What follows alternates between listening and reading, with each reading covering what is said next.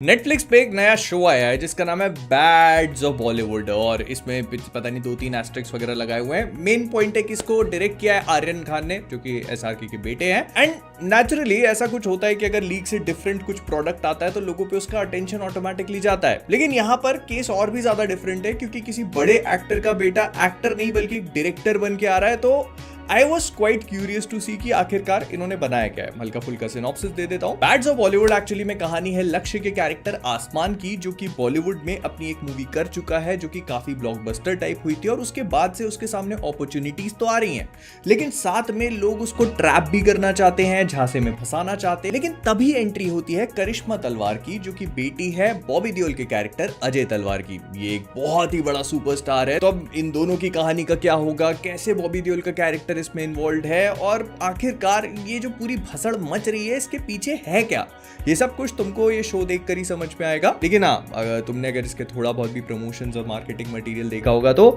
बहुत क्लियरली ये चीज बताने की कोशिश करी गई थी कि इसमें मल्टीपल एक्टर्स के कैमियोज होने वाले हैं और ये बॉलीवुड में क्या कुछ बिहाइंड द सीन्स होता है ना, उसको एक बहुत ही पैरोडी के फॉर्म में दिखाने की कोशिश करेंगे, जो इन्होंने दिखाया भी है।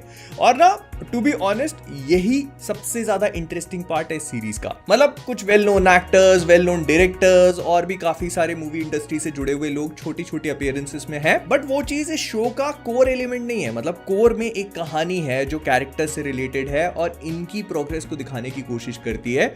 वहां पे ड्रामा है, वहां पर लव स्टोरी है और वहां पे थोड़ा बहुत एक्शन भी है, लेकिन वो सारी चीजें बहुत बोरिंग है। आई बी वेरी ऑनेस्ट, इसमें स्पेशल अपीयरेंसेस, वो बॉलीवुड वाली चीजें, एक दूसरे को बैक स्टैप करना, फिर वो कन्वर्सेशंस कैसे कैसे आपस में बात करते हैं, मूवीज की डील होती है, कौन किसको फंसाने की कोशिश कर रहा है, this all Bollywood politics was very interesting for me. लेकिन इसके अलावा जहां पे मूवी वो ड्रामा पे स्विच करती है और वो लव स्टोरी दिखाने की कोशिश करती है ना, आई फेल्ट मेरे को खत्म करने में प्रॉब्लम हो रही थी। फिर अगर डायरेक्शन पे बात करने की कोशिश करूं तो मूवी ना कई सारी जगह पर वो एक्टर्स और कैरेक्टर्स को मासी एंट्री प्रोवाइड करने की कोशिश करती है। बहुत सारे केस में काम करता है, बहुत सारे केस में उतना ज्यादा भी नहीं। फिर एकदम वाइब्रेंट टोन और लाइटिंग का यूज किया हुआ है, बहुत सारी जगह पे ये काम करता है। बहुत सारी जगह पे तुमको आर्टिफिशियल वाली फीलिंग आ जाएगी कि अच्छा ये सेट वगैरह लगाया हुआ है यहाँ पर। और हाँ, ये सीरीज की एक सीक्वेंस है जहां पर वीएफएक्स बहुत ही ज्यादा ऑब्वियस है। मतलब एक car chess sequence and you can clearly identify कि सब कुछ नकली है यहाँ पर। अगर ये किसी और का प्रोडक्ट होता तो I could have let it go, लेकिन सिंस इसका वीएफएक्स रेड चिलीज वालों ने किया है तो मैं kind of I expected better. अब मैं यहाँ पे बहुत ही हल्के फुल्के माइनस स्पॉयलर्स बताने वाला हूँ, तो तुम चाहो तो स्किप कर सकते हो।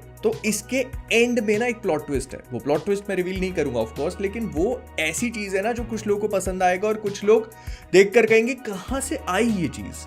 तो ऐसा कुछ है।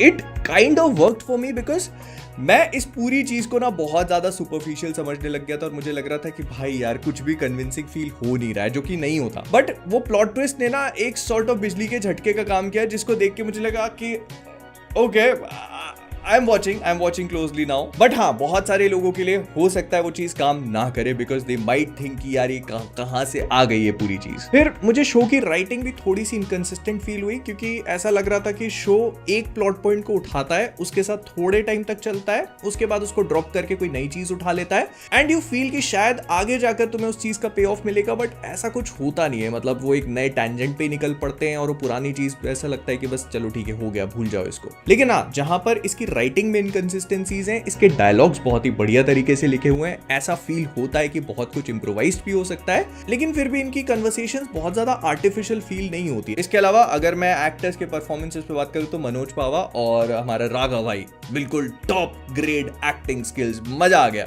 लेकिन हाँ, मैं ये चीज भी पॉइंट आउट करना चाहता हूं कि फाइनली किसी ने लॉर्ड बॉबी को उनकी एक्टिंग स्किल्स के लिए यूज किया and I am very grateful. कोई भाई एक्शन विलन बोल नहीं सकता, सुन नहीं सकता, बस चीखे मार रहा है। इसके अलावा भी बंदे को बहुत अच्छी एक्टिंग आती है, कोई यूज तो करे। तो कुल मिला के बैड्स ऑफ बॉलीवुड मेरे लिए रेस्टोरेंट की वो डिश था जिसको जब तुम पहली बाइट लेते हो ना तो तुमको बहुत अच्छी लगती है, लेकिन सेकंड बाइट से यू स्टार्ट टू रियलाइज कि ओके इतनी अच्छी भी नहीं थी, और थर्ड बाइट तक ये पेनफुल बन जाती है। बट फिर भी क्या होता है ना कि अगर डेजर्ट अच्छी हो तो तुम एक ठीक ठाक और अच्छा सा एक्सपीरियंस लेके निकलते हो। तो कुछ कुछ यहाँ पर भी ऐसा ही हुआ है।